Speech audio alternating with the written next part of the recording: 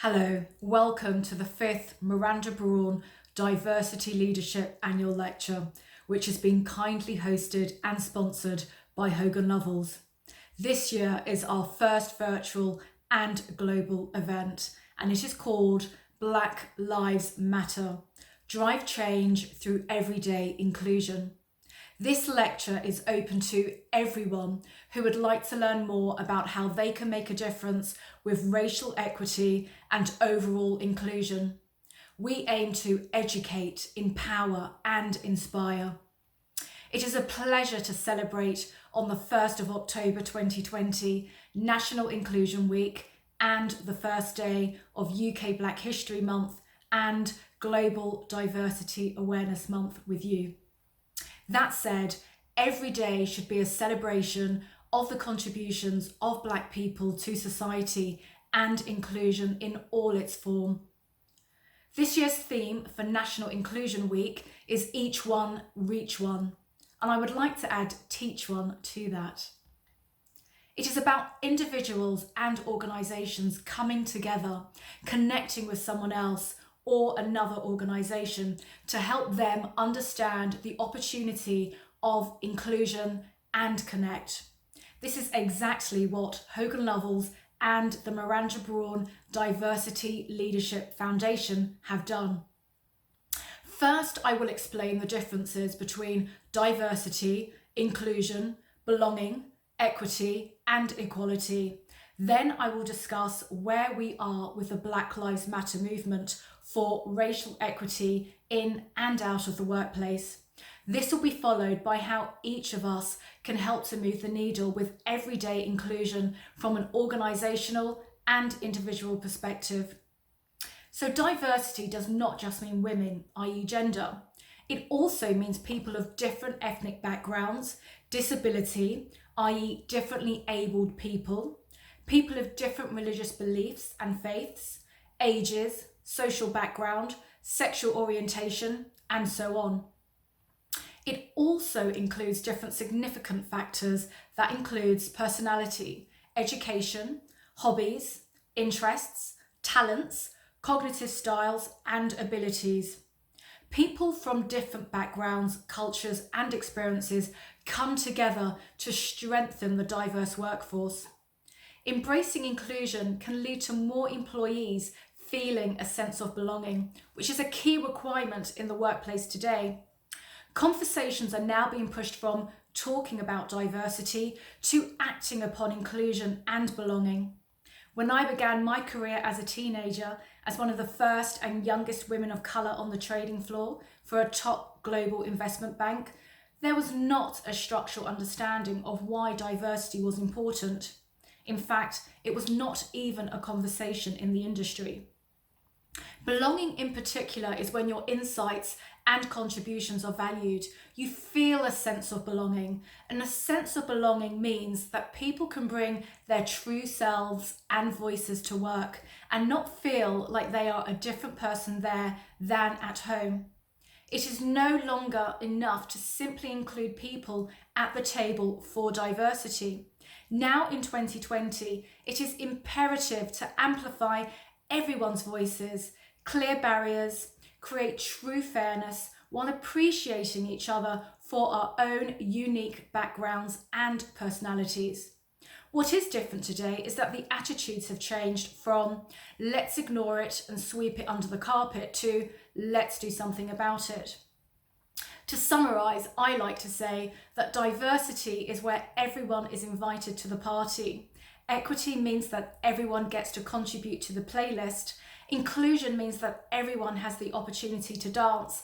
And my favourite is belonging, which is having your voice heard if you choose to sing to the music. Inclusion and belonging make diversity work. We also need to understand the differences between equality and equity. That is a key thing here. Although both promote fairness, equity means that you're achieving fairness through treating people differently dependent upon need, whereas equality achieves this through treating people exactly the same regardless of need. Equity is also a value that companies need to place more focus on. A strong competitive economy is built on making the best of all available talent. Companies which fail to embrace diversity, inclusion, and equity risk losing relevance with the modern world and will not survive. I struggle to see why people cannot see that this is about future-proofing your business and growth. Everyone should feel that their individuality, sexual orientation, gender, heritage, disability, age, class, and race are celebrated within the workforce and not just tolerated. So where are we right now with the Black Lives Matter movement and the whole racial equity in and out of the workplace? Well, first, let's clarify what we mean when we refer to Black Lives Matter. Black Lives Matter is for the equal and fair treatment of Black people. Unfair and unjust treatments towards Black people must be stopped. It is not saying that Black lives matter more than white lives. It is not anti-white, just like feminism is not anti-men and LGBTQ+ is not anti-straight. It is not a trend or political movement. It is simply saying to treat Black people equally in all aspects of life. It is a movement to say that equality and justice are key. This is just about creating an equal society. It is simply a basic human right which must be exercised. Right now, the momentum for Black Lives Matter has gone a little quiet in comparison to the summer of 2020. That said, the Black Lives Matter has exposed systemic racism and opened the door so that many conversations take place in and out of the workplace. Across the world, everyone of all races and backgrounds have woken up to the inequalities that exist for Black people in acknowledging that institutional racism exists, but also that white privilege is real. Millions have taken part in global protests and petitions against racial injustice and systemic racism, while showing collaboration, understanding, compassion, and wanting to learn more about the Black experience so that they can help to make a difference as an individual and as part of their organisation. One thing has become clear: racism is a moral and human issue.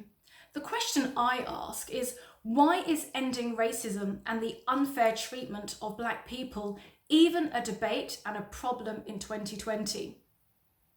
I cannot comprehend why someone would choose to dislike someone because of the pigment in their skin, a disability they may have, their gender or sexual orientation, religion or social class, and so on. 2020 has certainly been an unforgettable year, which started with the UK's Brexit, and then COVID-19 hit us, which did not just expose the health vulnerabilities around the world, but it also shone a light on the wider pre-existing inequalities and discrimination. More people from a Black, Asian and minority ethnic background and those with disabilities were more likely to die, and sadly did. There was a concern that COVID-19 had put diversity and inclusion on the back burner. However, the sad murder of George Floyd in May 2020, who died after a police officer kneeled on his knee for nearly 9 minutes, and Breonna Taylor's fatal shooting by police when she was innocently sleeping in her bed back in March 2020, alongside numerous other stories like this, has brought it to the fore again. It set in motion protests against police and their unfair treatment of Black people. This is not the first time that the Black Lives Matter protests have taken place, but these were the most well attended and global widespread protests to date. What made them different? The whole world looked on in horror during the global COVID-19 lockdown, and more white people stood up as active allies to confirm that these deaths were unnecessary and extremely wrong. Then we ended summer 2020 with the A-level results in the UK, which formed part of a wider picture of inequality in education. It is these same systems of inequality that have meant that certain sections of society are more affected by these. In the workplace, systemic racism is usually subtle, harder to point out, and off camera. It consists of the microaggressions, i.e. through comments, that make a person feel undervalued, excluded, and unwelcomed, and biases that deny opportunities open to white colleagues. The 2020 Parker Review provides first-time analysis of the FTSE 250 boards, which were found to be even less diverse than the FTSE 100. 69% of FTSE 250 companies have no ethnic diversity on their boards. Out of the chief executives running America's top 500 companies, just 1% are black. That is 4 black employees. And this is according to the Equal Employment Opportunity Commission data. This is also the case for most organisations. Recruitment at entry level has improved, to be fair, and the shortage and the problem lies in hiring, retaining, and the progression of black people to senior levels. There is no shortage of talent, just the lack of looking in the right places, the lack of recognition, and the lack of reward of black talent. Saying your company is committed to diversity and inclusion is not enough. Tweeting about Black Lives Matter and posting a black square is not enough. A one-off donation to a black organisation is not enough. No external facing support for racial justice is enough if you also do not make your own company more inclusive for black workers and other marginalised groups. Transparency is key to instill confidence. Many have expressed doubts about how authentic the external messaging is from companies. While some have pledged to support the Black Lives Matter movement, few have shared how they plan to do so or have owned up to prior incidences which have contradicted their pledge. Retailers and individuals are starting to commit to buying their products from black-owned businesses. Some businesses have even signed a 3-year commitment pledge to foster representation of black employees at all levels.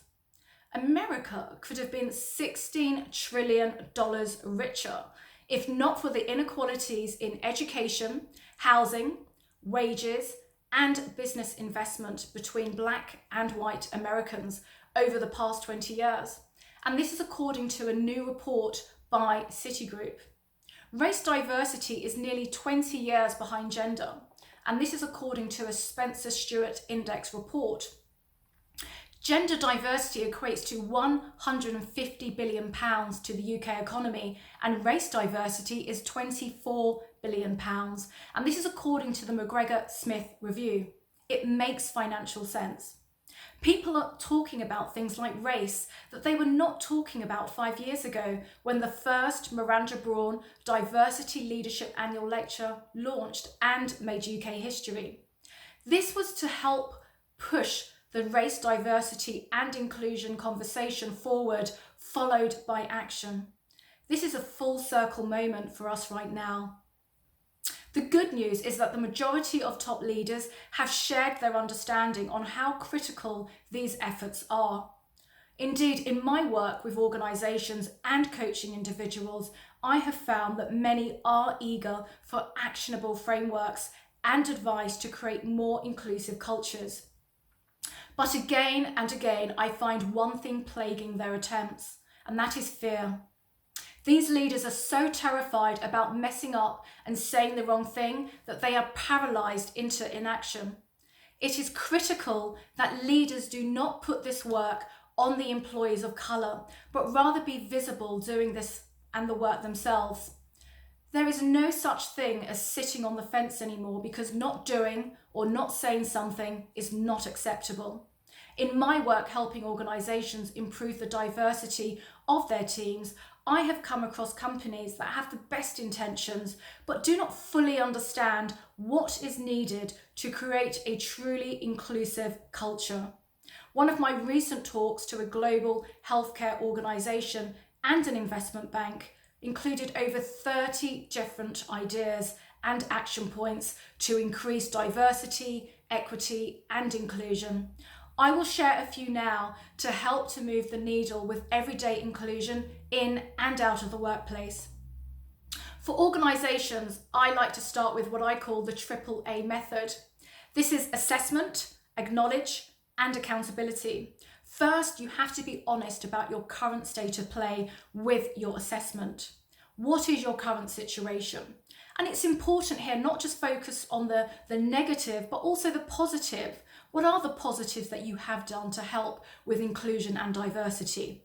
But then focus on what needs to be done, what additional work is required. If you are in denial and think that your organisation has diversity because you have one white woman on the board, or you've just hired 1 or 2 BAME graduates, then you need to go back to the drawing board and think again. You've got to acknowledge the issue. And if you do not know if there is an issue, ask yourself and check your company website to see who is on your board, who is in your senior management, who is sitting next to you in that important meeting, because that will tell you all you need to know.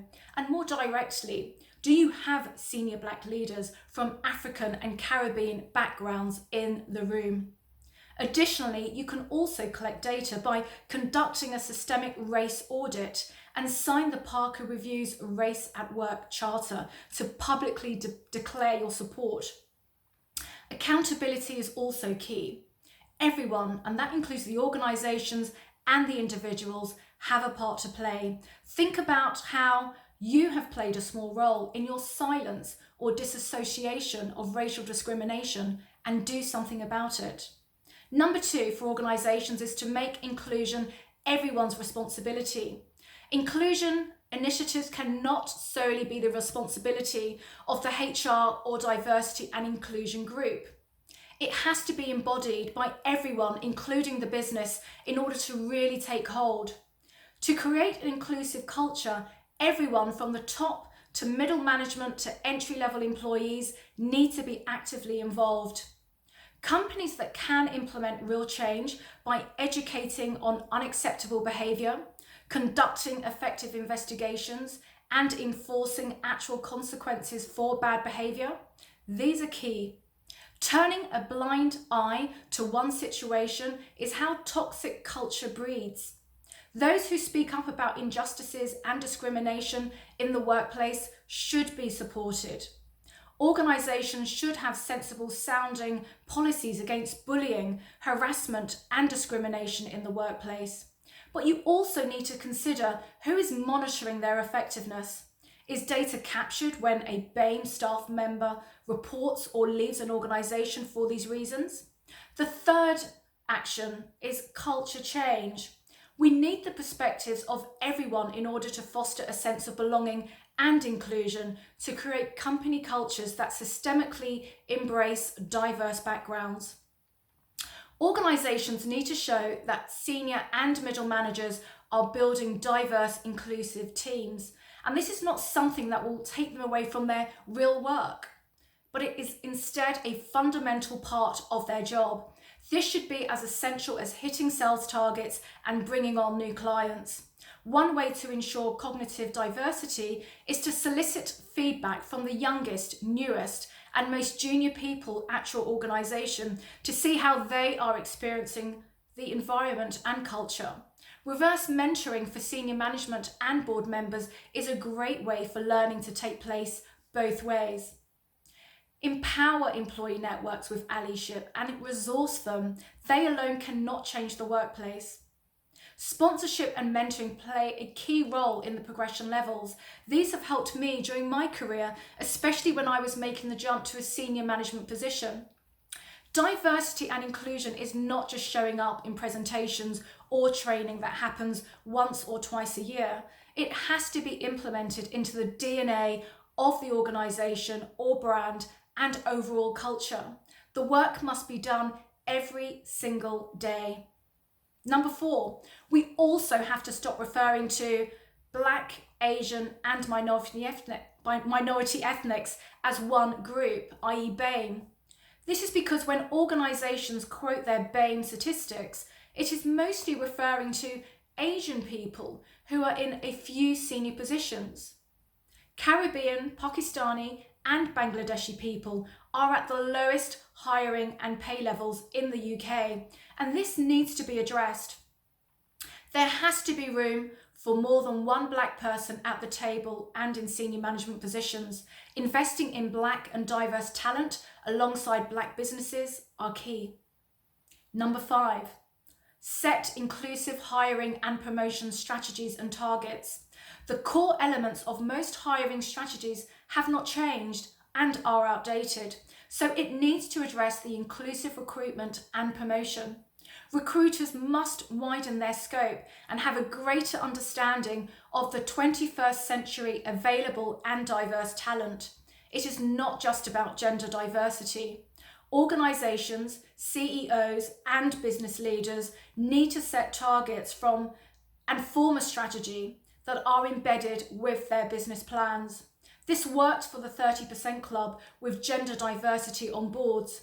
We need to do the same for race with legislation and implement mandatory race pay gap reporting. In 2020, organisations need to be hiring black leaders on their boards and at managing director or partner levels, other than the chief diversity officer. The talent is out there, and it is a poor excuse to say that the talent is not out there and or you cannot find them. In 2018, the Guardian survey found that 43% of its black and minority respondents had been unfairly overlooked for a work promotion within the last 5 years. It should also be noted that black and diverse employees are going above and beyond their day jobs to work on diversity initiatives. This should be recognised and rewarded as a signal that this type of work is important and not just a nice to have. By showing that you truly care and are making real efforts towards promoting diversity and inclusion, everyone wins. Now, on an individual level, it is up to everyone to make sure that this is a movement and not just a moment. First, I would say self-education and knowledge sharing are key. It is a privilege to be learning about racism or sexism or classism and not to experience it. Take responsibility for your own research and educate yourself on the issues and the compounding effects of intersectional identities. I encourage each and every one of you to reflect and be aware of your own unconscious bias and to remove the misconceptions towards a specific group. You cannot just focus on this in the workplace. You have to focus on this within your personal lives. Talk to your family and friends about what you have read and learned. Share the knowledge. Do you have that family member or your friend who tells those racist or sexist jokes? Speak to them and educate them. Tell them that this is wrong and that they must stop. How diverse is your social network? Start by following social media diverse people to seek their opinions on various things, even if you initially disagree. Lean into the uncomfortable. As a leader in today's world, the only way to address these challenges is to be open to experiencing this discomfort in an honest and forthright way. Push yourself to communicate about difficult topics. In addition to standing up for others yourself, you will signal to others that it is safe for them to do that too. It is not enough to say that you are not racist. Being anti-racist means action beyond the "I am not racist" statement, and examine whether your own views, beliefs, or voting patterns have justified racial inequality. Number 3, give back to your community and the next generation. One action I would recommend is to support organisations in your community, like the Miranda Brawn Diversity Leadership Foundation, by volunteering, mentoring, being a visible and active role model, or making a cash donation. Number 4, use your voice, which is your most powerful tool to help create real change at a faster pace. My upcoming book is out next year and will include how to use your voice for positive change. Be brave and speak up. A silent ally is useless. Allies should be calling out racism, sexism, and other forms of unfair treatment when they see it. Otherwise, we're just speaking to the converted. This also includes panel discussions and events for your organisation, industry or community.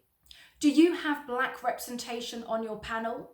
Does this include gender and other forms of diversity?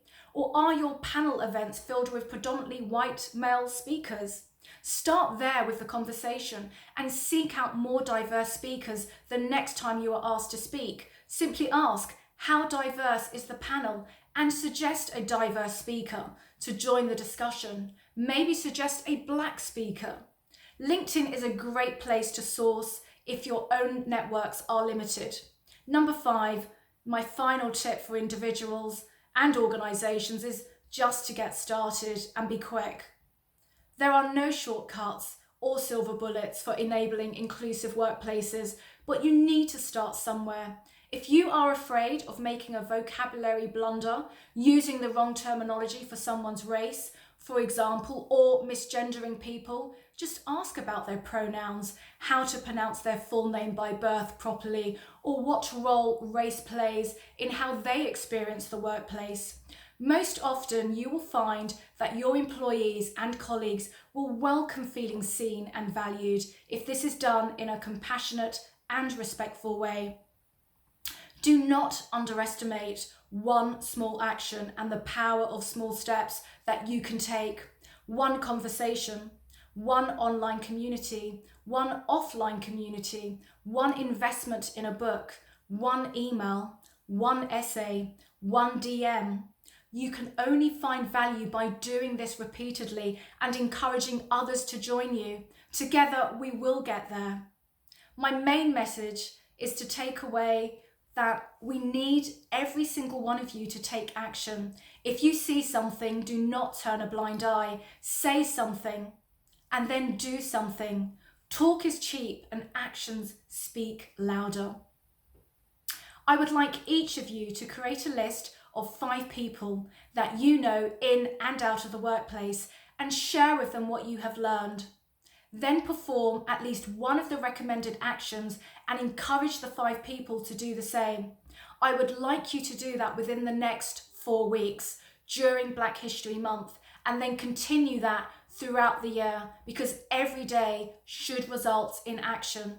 Can you imagine the global impact starting right here, which will help to spread across the world? And this is starting today. Diversity, equality, equity, inclusion, and belonging come as a package. You cannot have one without the others. What does all this mean? It means that we ask no favour for our race, sex, disability, sexual orientation, faith, religion, or social background, just that we are all treated equally and with respect. That is all. Thank you for listening, and I hope that you have enjoyed it. It is time to speak up and take action online and offline in our day-to-day lives.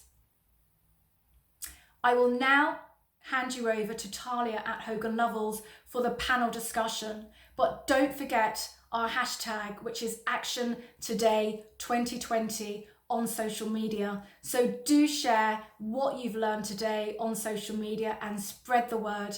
Thank you.